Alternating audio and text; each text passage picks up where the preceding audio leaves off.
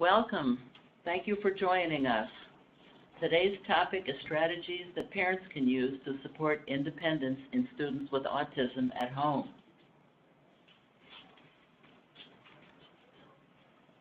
I'm Jean Mizutani. I'm a program manager at Include NYC. Include is a provider of one-on-one support, training, and practical information to young people with disabilities and their families, also the professionals that work with them. We share information with parents in several ways, including presentations like this. We also offer a resource line that provides individual assistance. That information will be found at the end of the PowerPoint. We also have a wonderful e-newsletter known as the Navigator, and since you're all signing in via email, you will receive that every Thursday. You will love it. It's a wonderful roundup of topics, news, and perspective on disability. So for today's webinar, we're going to keep to under an hour. You'll notice we have a chat box. If you have questions during our presentation, feel free to chat them, and we'll do our best to answer you. We're very lucky to have Alison and Dustin with us today. Welcome. Okay. Hi, thanks. So our presenters are Alison Freed. She's a special education autism coach for Asd Specialized Programs within the New York City Department of Education. Dustin Ross is a school psychologist for Asd Specialized Programs. Prior to this position, Alison taught for 6 years in an Asd Specialized Programs school in East Harlem. Dustin previously worked as a school psychologist for a private preschool in New York City for children with a wide range of developmental disabilities, including autism spectrum disorder. Thank you both for being here to share this information with parents. We are very fortunate to have you because many parents don't know that some of the same strategies that school programs use to build independence can also be used at home. Alison, please tell us a little about the Asd Specialized Programs I just mentioned. So there are programs in community schools, which are local neighborhood schools in New York City, that house specialized programs for students with autism spectrum disorders. We're going to talk a little bit more about the programs later on. Great. And Dustin, what does an autism coach do? Oh, I'm an autism coach, Alison, and what we do is we support teachers in these specialized programs. So we support the teachers in their work with students with ASD. We are an indirect service to students, so we don't work one-on-one with the kids, but rather we help the teachers and provide strategies for working with their students. That sounds great, so a support to teachers. Mm-hmm. These days, students with autism are commonly described as having ASD. What does that mean, Dustin? Well, ASD stands for Autism Spectrum Disorder. It's called this because it's really a very wide range of functioning. It's a large spectrum, as we say. Individuals with autism can vary widely depending on their level of function. I'm really looking forward to this. So today's agenda is about proactive strategies and supports that can improve children's independence, participation, and cooperation at home. I think I speak for all parents when I say we all want our kids to be as independent as possible. Now, the viewers today should have received the PowerPoint by email, so all this information will be available to you later. And remember, if you have questions, make sure you chat us. We will do our best to answer you. At the end of the presentation, we will also provide you with our contact information and resource information. Okay, organization is first. Dustin, why do we start with organization, and why is it so important for children on the spectrum? Well, children with ASD often struggle with organizing their materials, navigating spaces, and keeping track of their belongings. But they're also often very visual learners, so we can address some of these areas with weakness with help from visual supports. How does it work? Well, here are a few strategies we can use at home to improve organization. First, it's important to create clearly defined areas for our children.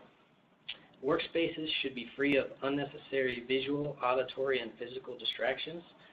Basically, we want them to be simple and clutter-free. Our storage areas should be labeled in some way so that children know where items can be located as well as where they can be put away. It can be useful to create a quiet space for children who get upset and need help calming down. These spaces we really want to keep free of unnecessary distractions. Next, it's often useful to display and use a child's daily schedule in these areas. Alison will actually go into this a little further and talk about how we use these. It's important to minimize other material that's displayed in these areas. We only really want to display materials currently being used or needed for reference. Things such as daily schedules or checklists. We really want to put away or cover other items that are not in use. So it sounds like you want to reduce distraction and avoid clutter and simplify the environment. Absolutely, that's what we're going for. Some other things to consider. It's important to consider the child's physical perspective. It can be helpful to get down on the child's level and see the environment from their perspective. Can the child reach or access the items they need? Do they have access to more than just what they need, so they may become distracted or overstimulated by items in the environment? These are all important things to consider. Overall, it's important to organize the environment in order to increase independence. Independence is something we're striving for all of our children. If we can get rid of clutter, simplify, and organize our environment, children are better able to predict where they can find and utilize the items they need.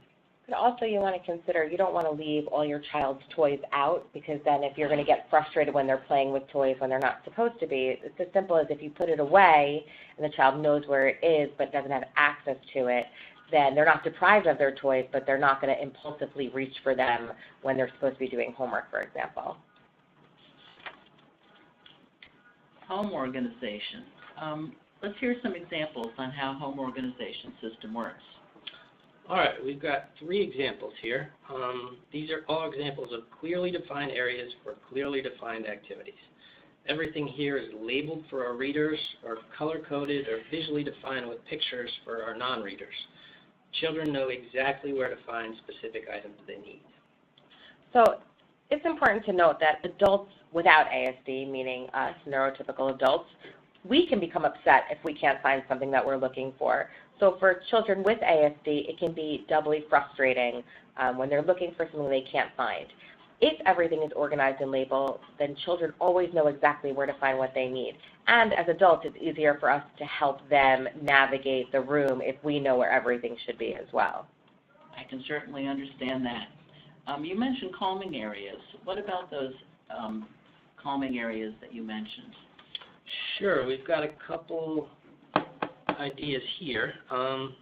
These are separate calming areas where kids can cool down when they become upset or overstimulated. It's important to keep in mind when we're talking about these are not areas for punishment. These are not areas for timeout. These are for strictly relaxing and calming down. These are quiet areas with no unnecessary distractions. It could be as simple as a comfortable bed to lie in. They may include something we call a sensory component that helps children with relaxation. You can think of it as similar to a baby being swaddled. It really calms the nervous system and helps the child calm down. Some examples would be sinking into a beanbag chair and having it wrapped around you, or rolling up into a blanket or a hammock. It really calms children down. Something that also actually is very calming for a lot of kids with sensory needs are wearing a backpack, because it's almost like the deep pressure makes them feel more grounded. So if you have a child that is having a hard time regulating their energy or behavior, you could have them put on their backpack, and then that might help soothe them a little bit. But also what you want to consider is that calming areas can have like a toolkit of strategies, something that you have previously taught your kid how to use. Let's say it's a breathing exercise or a squeezy ball. You want to send them off to feel calm and know what to use to calm themselves down. So I see that question, is it okay if your child doesn't want to share the safe space with others? It can be okay if your home allows for multiple spaces, or if you have other children that are okay with that child not sharing that safe place. But it would really have to be a conversation that you have with siblings, if possible, or let's say you have young children and children doesn't want to share the safe place, creating a second little area that the child can use so that they have their own safe space. Well, that would actually make a lot of sense, wouldn't it? So that would be planned ahead of time. I mean, it wouldn't be available to them unless they knew it was theirs and available. Yeah, I like that question. Thank you very much, Amy. It actually sounds really relaxing, and I like the description you gave before about the baby being swaddled, because we've all seen infants kicking and screaming and thrashing around, and then as soon as they're tied up nice and cozy in a blanket, they relax because they know where they are in space. That might be similar to the backpack strategy that you mentioned a moment ago. I also like the distinction you made that these are not punishments, these are for relaxing. I like that very much. I need one myself. Visual supports. I guess we're starting here because children with ASD are often visual learners. Tell us more about who they're suitable for. Really, visual supports are suitable for anybody. They really work especially well with children and young adults on the spectrum because they provide a framework. But if you have other children in your home who are neurotypical, visual supports would work for them as well. But all of these supports can be tailored to meet the needs of your child. So you might use a visual schedule with a kindergarten student, but you might also use a visual schedule with a 9th grader. You would just kind of tweak the schedule so that it meets the age-appropriate and developmental appropriateness of your child. They may seem appropriate for younger grades because a lot of them are pictures. When we look at the visual supports on the next slide, you'll see them, but they can really be adapted for anyone.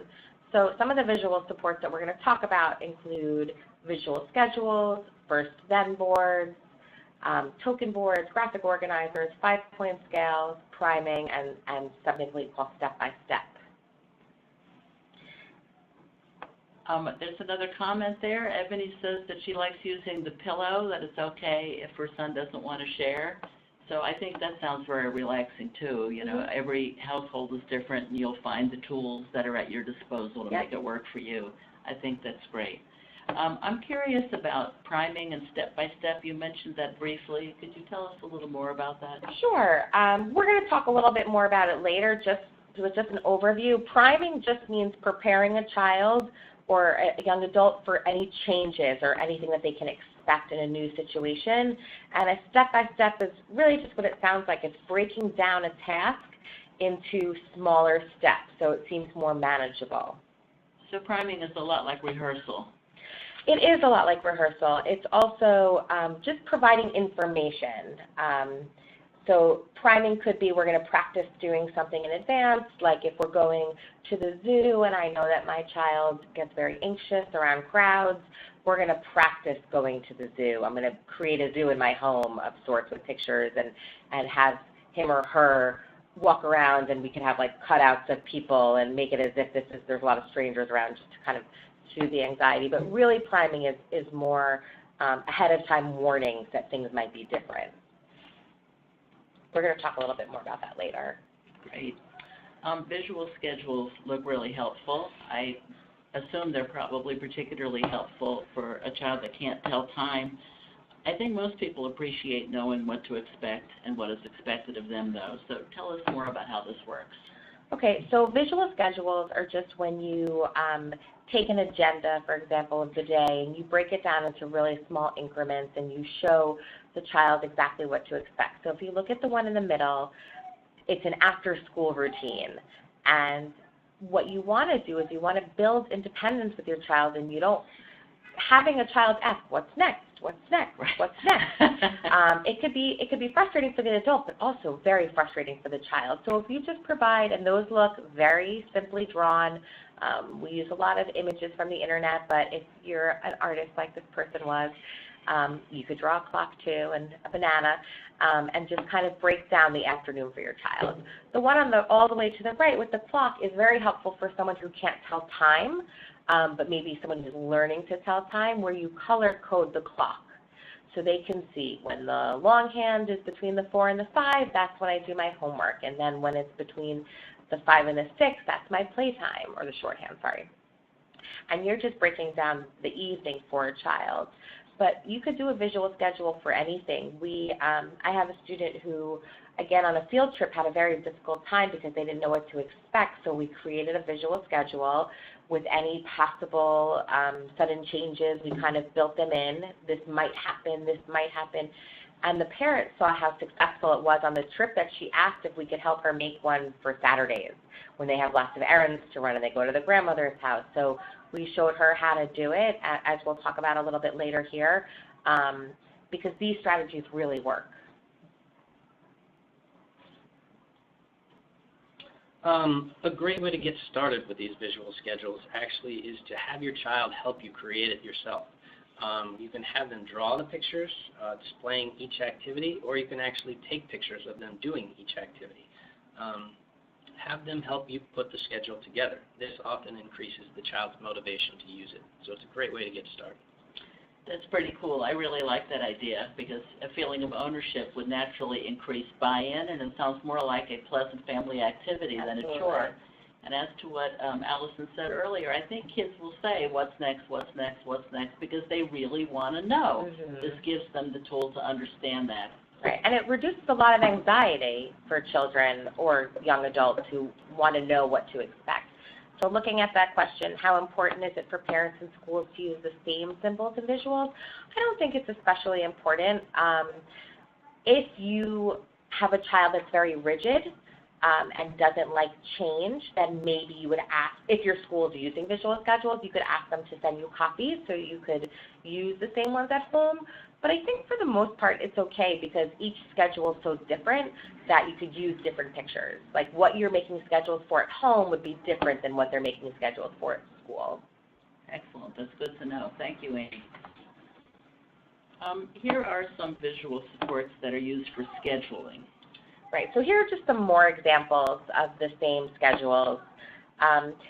The key to remember here is you have to explain these to the child or a young adult. You can't just give it to them. Even if they're using one in school, every schedule is going to be different. If you look all the way to the left, those pictures are written along, have words written alongside them, so it provides additional support.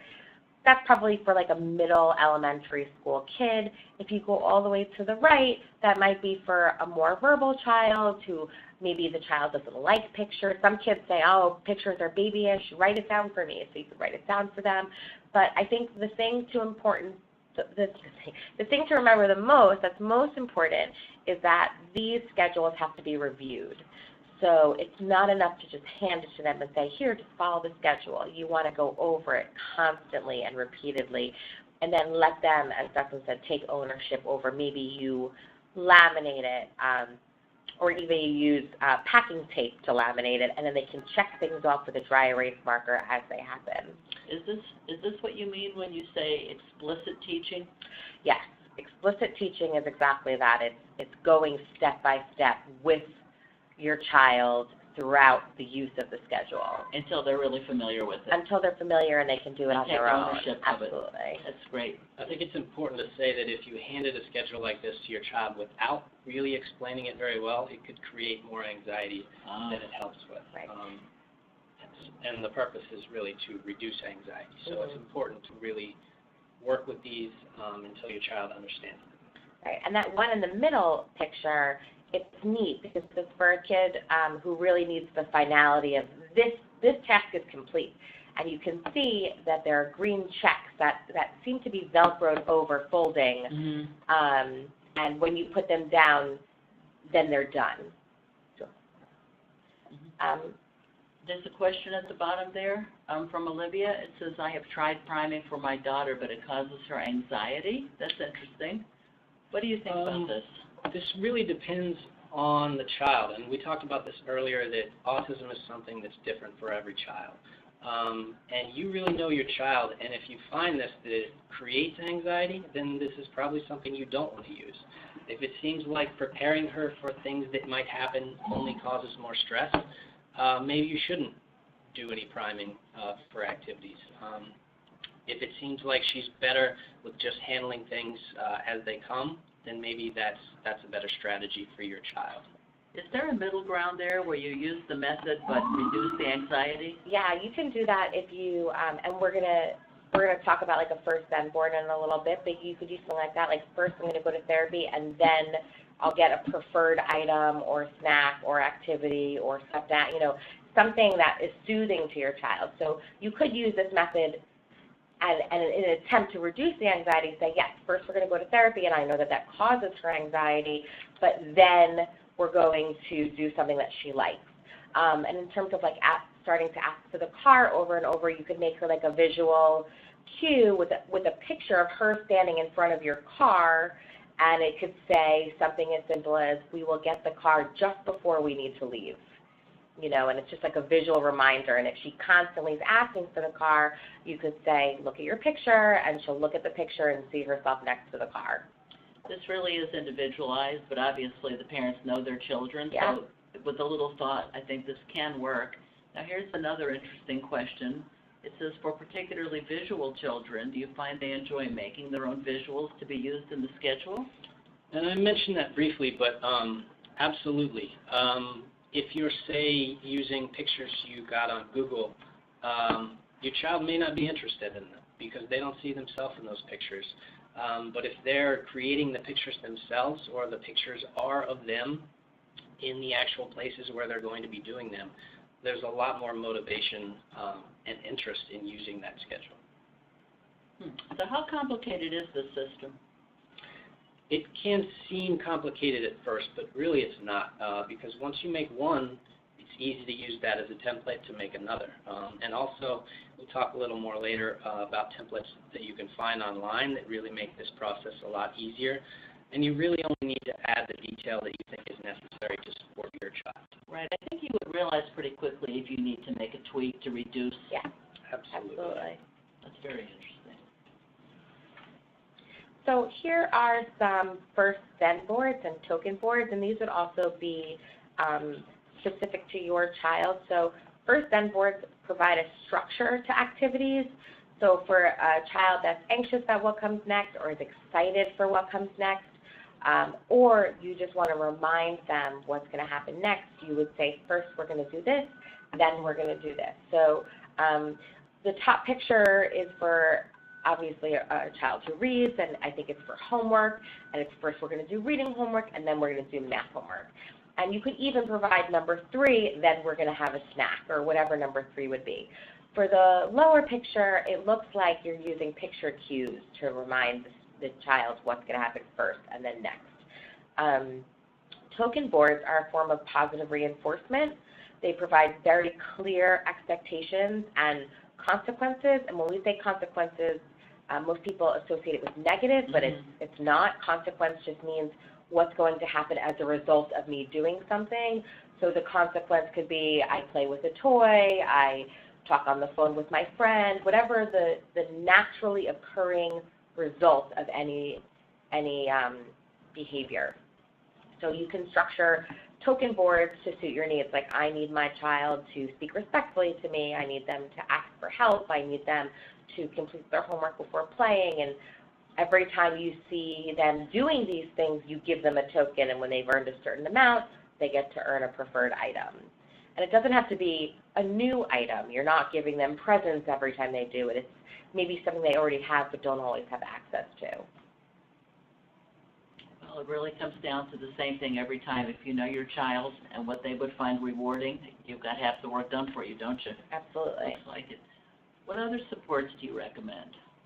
So we look at checklists and graphic organizers, and for the most part, graphic organizers are going to be something that are used in school or maybe for homework, but checklists are something that you can create for your child to take ownership and build more independence.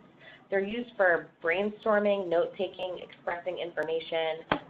These types of supports address executive functioning skills of organization and initiation. Tell us more about what is executive functioning. Executive functioning is basically our own personal toolbox of skills to help us get things done. It helps us manage ourselves and our resources in order to achieve our personal goals. It involves things such as planning, organizing, prioritizing, multitasking, sustaining attention, controlling impulses. These are all difficulty areas for children with ASD. So these visual supports cover a lot of ground, planning, organizing, prioritizing, multitasking. I mean, these things are all difficult, sustaining attention and controlling impulses, all that through these lists. What's interesting is every individual has executive functioning strengths and weaknesses. You develop these skills over time, but what we notice in children with ASD is they have more deficits in the development of being able to reduce impulses, being able to start tasks, being able to organize information. So these types of visual supports work to support that. Provide a structure. Excuse me. Even initiating a task, isn't that one of the biggest challenges? Absolutely. It's like a child who you explain the homework to, and then they sit and do nothing for 20 minutes, and then they say, but I don't know how to do it. They can't get started. Right. I don't know how to do it. They can do the task, they just don't know how to literally start that first piece. Right. Wow. So are checklists and graphic organizers primarily for schoolwork? No, not necessarily. Graphic organizers, if you were interested in using them to support your child with homework, you could always reach out to their teacher and ask what type of supports do you provide in the school, could we keep it consistent at home. But checklists could be as simple as placing them around your house so that your child remembers what to put in their book bag so you're not packing book bags in the morning, or lunch boxes. Absolutely. These can be helpful to place all around your house wherever children need reminders, such as chores that they need to complete or homework assignments that still need to be done, what they need to put in their backpack to bring to school, anything like that where they need really help remembering things. That's interesting. Now, in a moment, I'm going to ask you about understanding feelings and emotions, but before we get to that, there's a very interesting question there from Marisol. It says, the first then method works well for my son in having the steps defined. But it says, however, as he's getting older, 9 years, he started to get very upset to go to the dentist or even getting his hair cut. And Marisol is asking for a recommendation. What do you think? A variety of things. It could be, like we briefly mentioned, first then boards are for slightly younger children. Maybe he's getting older and he's seen this so much that it's kind of boring to him. And that's maybe a point where you want to move towards a more complicated visual schedule, one in which that he helps create, where he's drawing pictures or taking pictures of him at the dentist or getting in the car. These are all things that would increase his motivation to use it if it seems like he's really bored with the first 10 boards. What do you think, Alison? I think that you could adapt any of the tools that you've used in the past and make them a little bit more sophisticated, but I also think that he might be more aware of how stressful going to the dentist is, as many people are, whether or not they have ASD. But again, linking how you used to in the past with step 3 reward with computer time, linking a trip to the dentist with something that's rewarding to them as well, and even getting their hair cut. And we're going to talk a little bit about it later, these things called social stories or social articles where you can remind them that last time they went to the dentist they were fine and everything turned out okay and you were there to protect them, or getting their hair cut can be stressful, but it's important to do, and always link things that are anxiety-provoking to a preferred activity or item, and you'll get a much more motivated kid.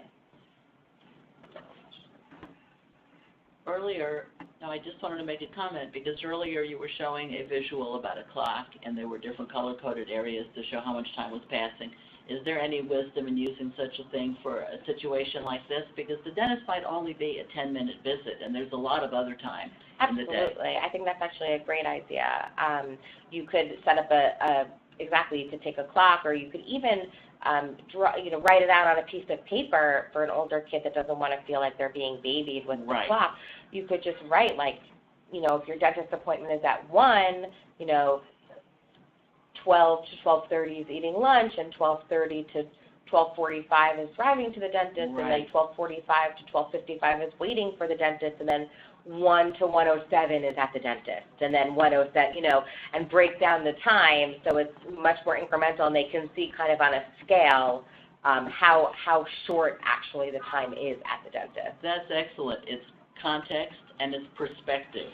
That's terrific. Now I want to ask about recommendations for helping parents that would like to teach their children how to understand and manage feelings and emotions. So one strategy that we use with children on the spectrum for putting life into perspective is this thing called the 5-point scale. So typically, 5-point scale, or originally, 5-point scales were used for volume. And you'll see it in schools all over. They have the 5-point scale where 1 is no talking and 5 is an emergency and everything else falls in between. But what has been shown to work really successfully with kids on the spectrum is that 5-point scales can be really used for anything. So some of the examples that we have up here is fill in your own stress scale. Now, it looks like it's a little bit more advanced, but you could use that with a younger child because they would be drawing or writing in that middle column what was causing them stress. So let's say your child is very stressed about going to the dentist. You could say, well, on a scale of 1 to 5, where does this fall? And they might always say, it's a 5, it's a 5. And then you could say, well, a 5 might be having to have emergency surgery, and a 1 might be there's nothing wrong, and maybe it's a 3 or even a 4, but you can make it through. The one at the top in the middle is called the scary scale, and that was created for one of my students who thought everything was the scariest thing that could possibly happen all the time. So we put it in perspective. Puppies, not that scary. Halloween, jack-o'-lanterns, spooky. Monsters, terrifying, and kind of like, where does it fall on the scale? But the best example of a 5-point scale was I had a student a few years ago who would get very agitated when her pencil point was wearing down. Not broken, but just wearing down. So we made a 5-point scale for her, and it was, a 1 was my pencil is fine, and a 5 was all the pencils in New York City have disappeared. So where can we put that into perspective? And then what we did is we created pockets, like we took envelopes and we numbered them 1 through 5, and she was, a little bit of an alarmist, like everything was very stressful, everything was very scary, everything was very funny, everything was very exaggerated. So when things would happen and she would get upset, we would have her write, she was in 4th grade, we would have her write it down on a piece of paper and then put it in the appropriate envelope. So if it was my pencil point is wearing down, I would put it in the 1. If it was a kid in my class fell out of a tree, I would put it in a 5. They were fine, but it did happen at recess. So it was just helping her put it in perspective. One thing that's important to keep in mind with these 5-point scales, we really need to teach and rehearse the use of these when our child is calm or at a level 1. We don't want to start trying to use them when they're at a level 5. If they're already really upset, anything we try to teach them really isn't going to get through. They're not going to be able to learn new information or really hear what we're saying at all. We have to wait until they're calm and then go over them so that they really understand how to use them. Yeah, there is a lot of training and perspective here, and I can well imagine a parent even saying, oh, you used to think that the broken pencil was a 5, and now we know it's only a 3. I mean, it's all relative, but I think a child might actually feel that they're progressing because things are less alarming. Absolutely. There's an amazing question here from Deanna. It says, my preteen daughter utilizes visual checklists and organizers for morning and after-school routine and finds them useful, but only when she feels like using them, which of late is not much and often ends with her having a meltdown. Reward systems, both at school and home, don't seem to be as effective as they used to when she was younger. Are there other ways to work with this situation? Thank you for that question.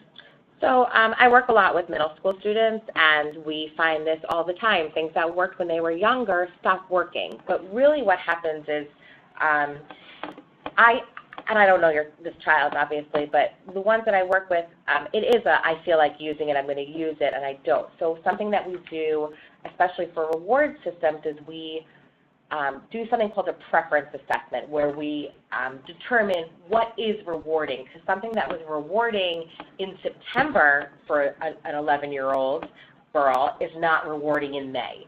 And they're like, and your feeling is, oh, well, that worked so well for her, maybe the system doesn't work. And really what's more likely is that the reward doesn't work. So figuring out what is motivating for her.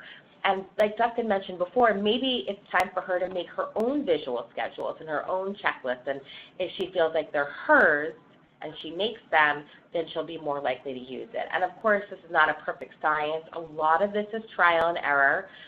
Figuring out what works best for your child takes a lot of patience and a lot of repetition, but reward systems, schedules, checklists, organizers, there's not an age limit on them. It's just a matter of finding one that's more accessible, more motivating, more independent for them. So this would mean that you'd have to circle back occasionally. I mean, what kind of schedule would you recommend? How often should a parent go back and reassess, or do they simply wait until it loses effectiveness, like in this case? I think there's not like a time limit on that. I think once you, like, they probably noticed that it was losing effectiveness long before it hit the meltdown, so it's kind of like paying attention to when, or like even like I don't want this to sound like fancy, but like recording, writing down what days it stopped working. Was there something else going on that day? When it first started to break down in its usefulness. And maybe you see a pattern. Maybe on Wednesdays she knows that she has gym, so she doesn't want to go to school, so she stops. She doesn't feel like using her visual schedule to get ready in the morning. So you might notice patterns and then start to work within that framework. Thank you. So, I'm sorry. That's okay. As we mentioned earlier, priming seems to be similar to rehearsal, and parents will agree that kids do better when they know what to expect. So how does preparation and rehearsal help them?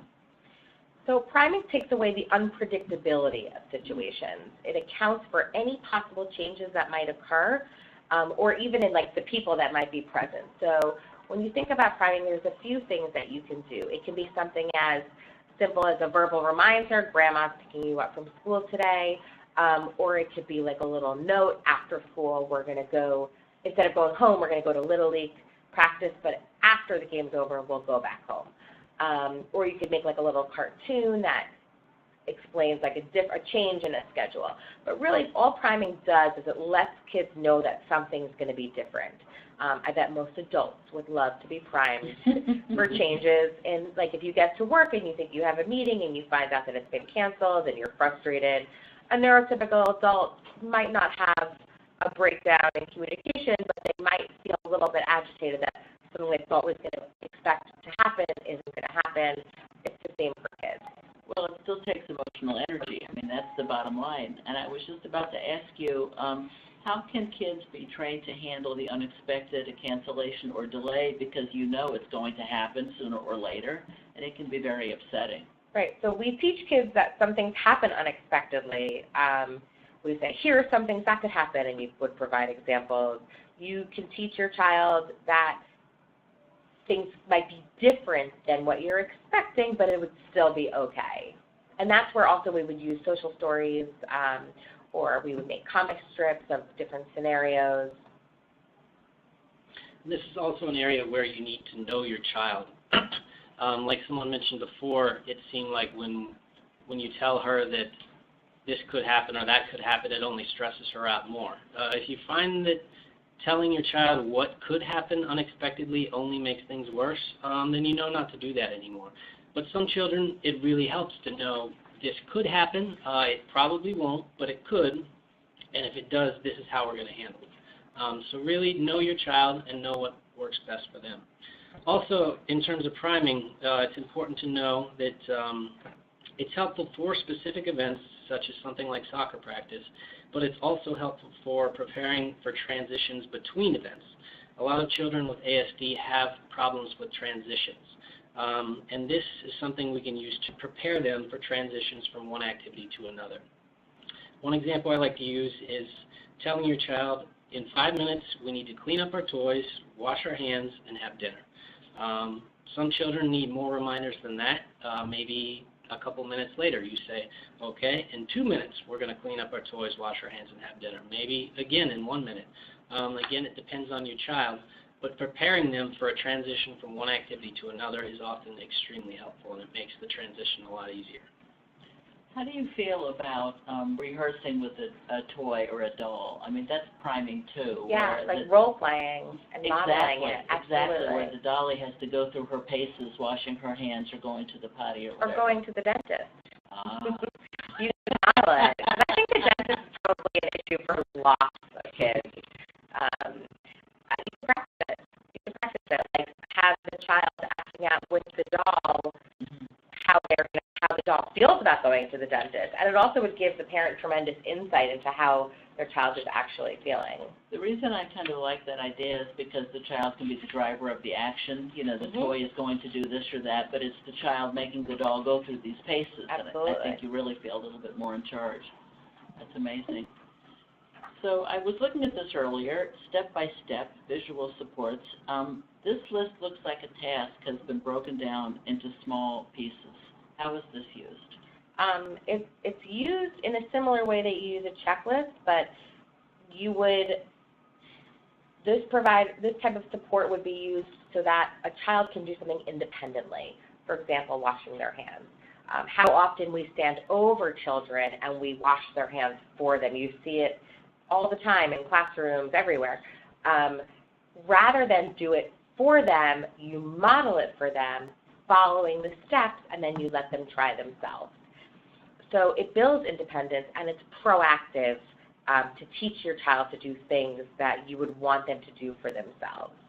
So it's kind of like the effort and the work that it takes now to make these step-by-steps and to teach these step-by-steps will result in less work for the parent and more autonomy for the child.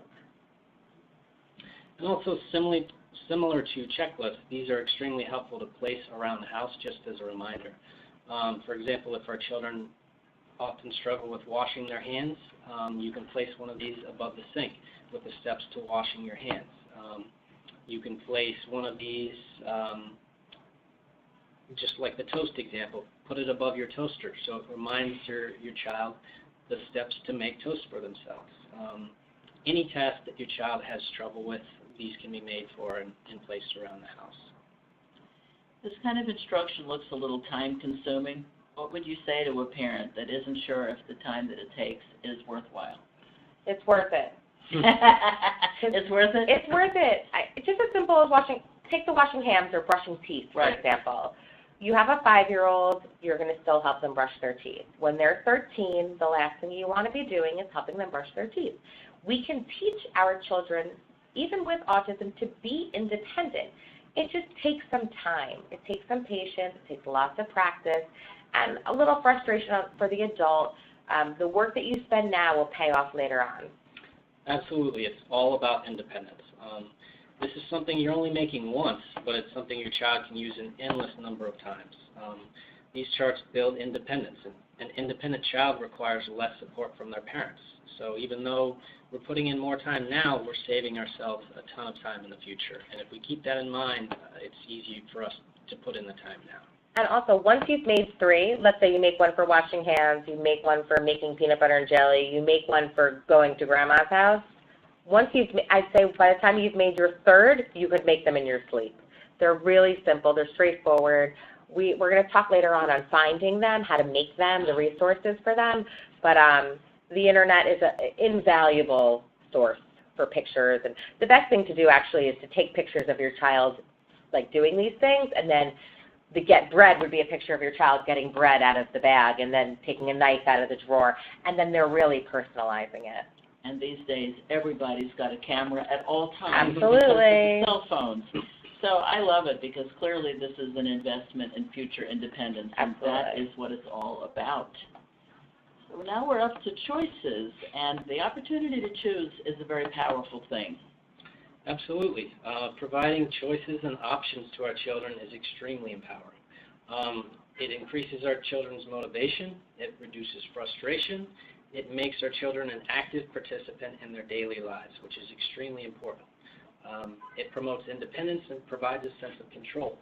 So any children that get frustrated easily, choices are extremely empowering. We can use choices in a variety of ways. We can use them during structured activities and also during free time. So some questions we could ask our children. Do you want to do your math or your language arts homework first? Where would you like to do your homework? Do you want to do it on the floor, maybe at a big table or a small table? Obviously, we want them to do it at a place free of distractions. Would you like to work independently or maybe with help from a parent or a sibling? In terms of free time, do you want to draw, do you want to read, or do a puzzle?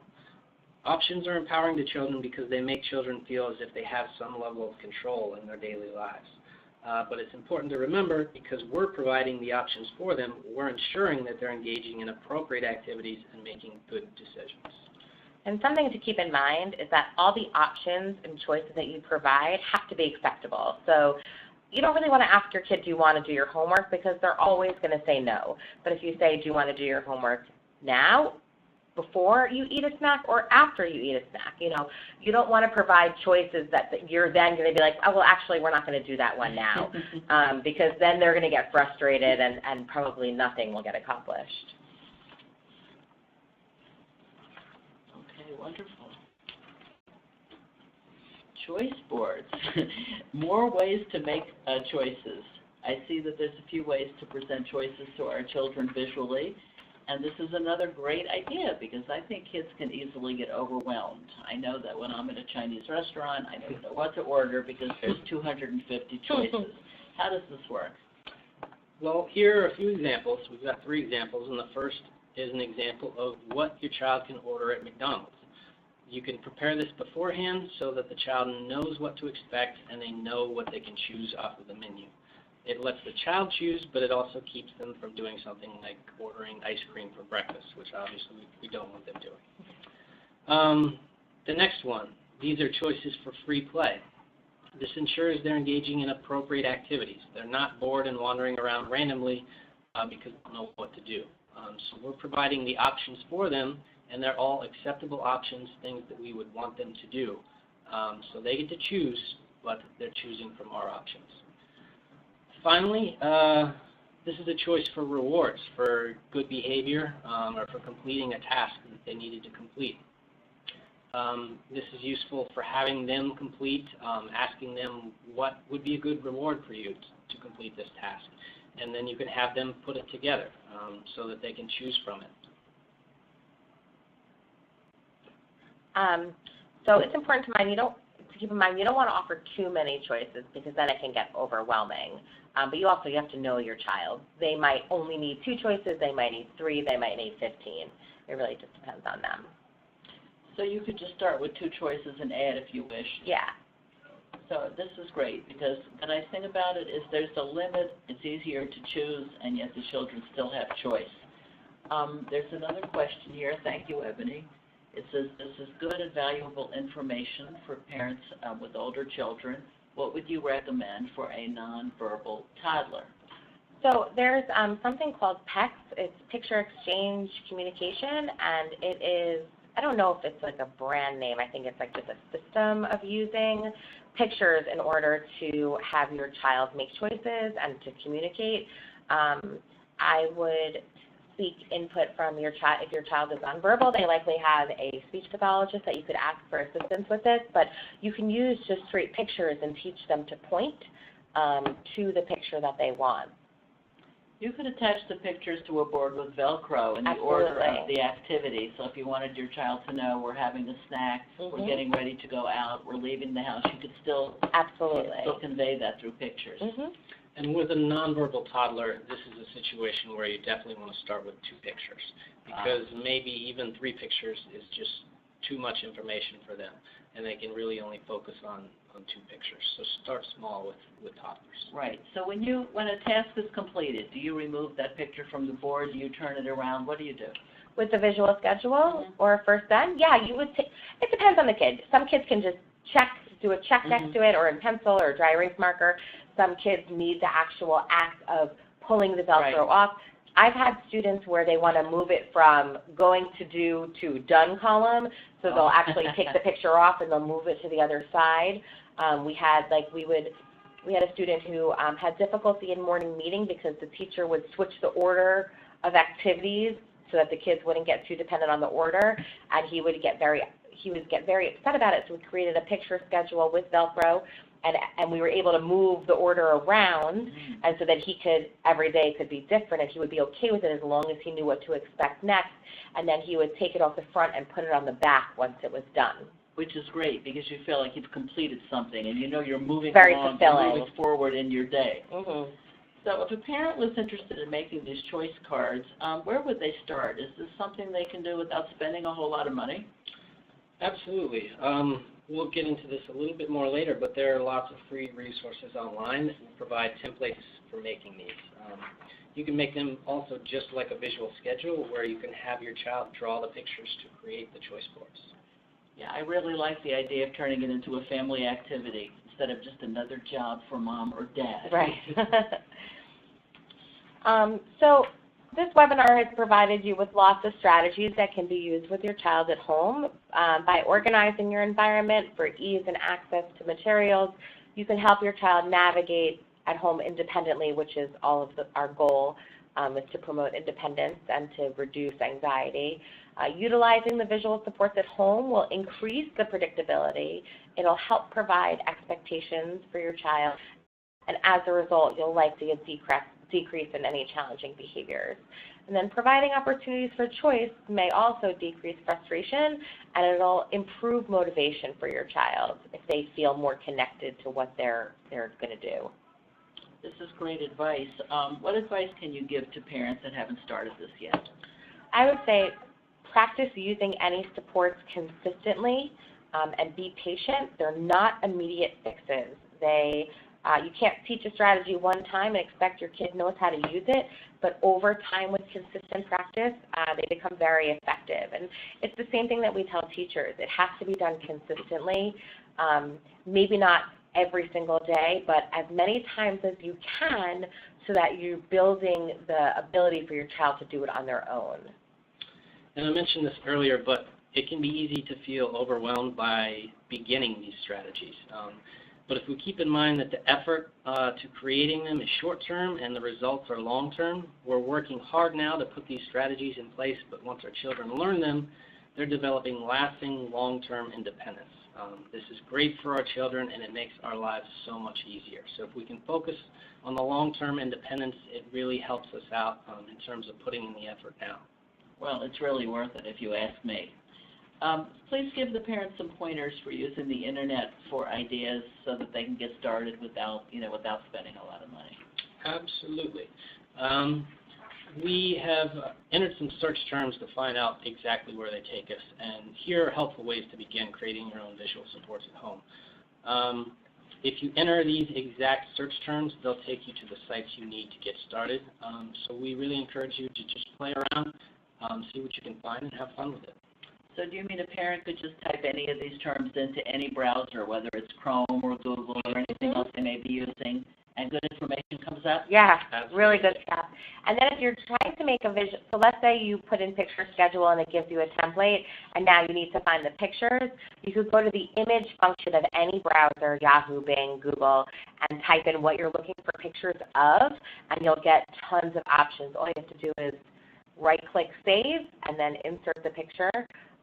If you take pictures, you just email them to yourself, copy and paste, and then you can create your very own schedule, choice board, 5-point scale.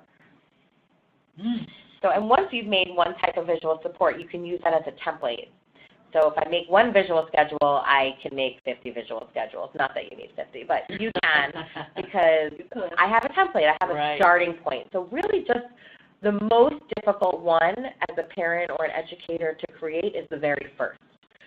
Once you do one, you'll get more comfortable doing the next. That's cool. So the takeaway here is please do one. Just try one. It'll lead to more. Try one. Try it out. That's advice. Also, the sooner you try it after watching us talk about it, the more likely you are to try it at all. That's great.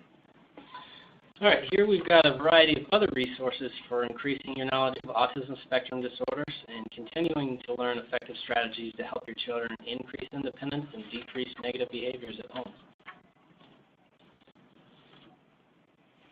And finally, we provided a link to the Nyc Aoe Specialized Programs website. Here you'll get a variety of information, including very important Family Resource Guide, which describes the ASD Nest and ASD Horizon programs. Feel free to email us at the address listed there with any questions you may have. Earlier I mentioned our resource line here at Include. If you have individual topics that you'd like to discuss with us one-on-one, please give us a call at this number. You'll get an appointment with a specialist that can answer your questions, and we look forward to hearing from you. One last thing before we go, our website is listed on this slide.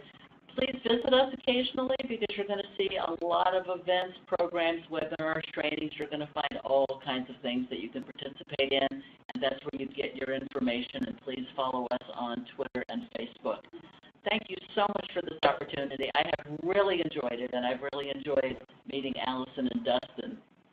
Thanks for having us. Yeah, This is really great. Rosa, I think you got the email already for the presentation. I'm hoping so. Check your email, please. If for any reason you don't have it, if you call the resource line number, which is 212-677-4660, we will make sure that you get it. Thank you all so much. Thank you. Bye.